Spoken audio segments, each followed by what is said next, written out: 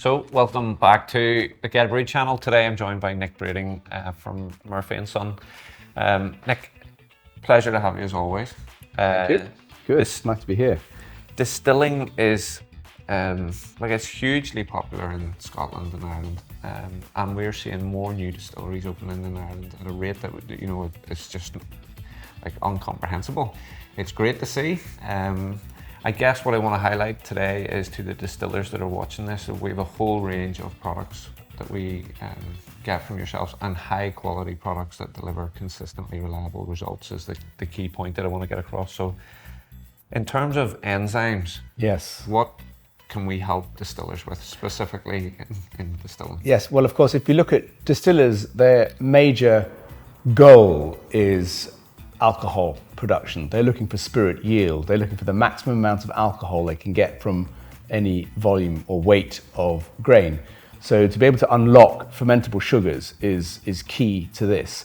The malting process is an enzyme-driven process to deliver these fermentable sugars, but of course it's not, nature complicates things by tying up the fermentable sugars in complex protein and starch matrices, which need unlocking. We can help with these. Probably the biggest one is an enzyme called amyloglucosidase, AMG, added to the malt in the mash house. This will break down everything to fermentable maltose and give the maximum yield. You might also want to use a protease, which will help to break down the protein matrix that surrounds the starch, so that the enzymes, the starch degrading enzymes, can get better access to the starch molecules.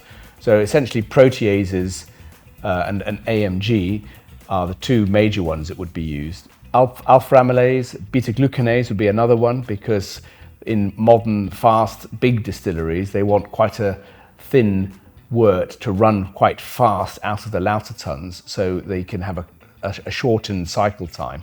So a glucanase will reduce the beta glucans down to fermentable extract, but also reduce the viscosity of the wort. Therefore, it'll run more quickly, and they can have a compressed cycle time. Yeah. It's important to use, when using enzymes, to use as purest enzyme that you can get your hands on, and that may mean paying a little bit more, but in my view, you, as I've always said, you get what you pay for. If you can afford it, get the best quality you can get, and then you will find you will get the highest spirit yield, and then that will be of most interest to the distiller, and they will achieve what they get. All enzyme preparations are pretty pure. Some of them have a little bit of what we call synergistic activity. There might be some other enzyme activity in there, like xylanase or hemicellulase, some of the other materials that are present in malt, which need a bit of breaking down. But of course, some distillers work with other starches, not just barley, of course. We have rye, we have corn, we have potato for vodka, and so on and so on. Oats, all these other cereals, and these cereal starches are all slightly different in their construction as nature has designed it. So they all need a bit of understanding of what you've got there to be able to address it with the right enzyme. But that's where we can help. So we have the full range of enzymes. So come and talk to us, and we can advise you. Yeah. There's a movement now, a lot of specialty malt being used in the grist, obviously, for distilling, to try and get those novel flavours to carry through the distillation process. So new make spirit with complexity that you wouldn't normally see. Would enzymes being added to the mash be beneficial there because of the unfermentability of the, Yes, if there is fermentable extract to be unlocked from the speciality malts, then yes, they would also play a role in that. You're right. Yeah. Packaging size, then we do everything from small to... Yes, the smallest pack size really we do is a 1 kilo pack size, up to 25 kilo, and there are some customers we have who take it IBCs, because they are really on the large scale. They're big customers. So all pack size, 1 kilo, 25 kilo, 200 kilo, and 1,000 kilo IBCs.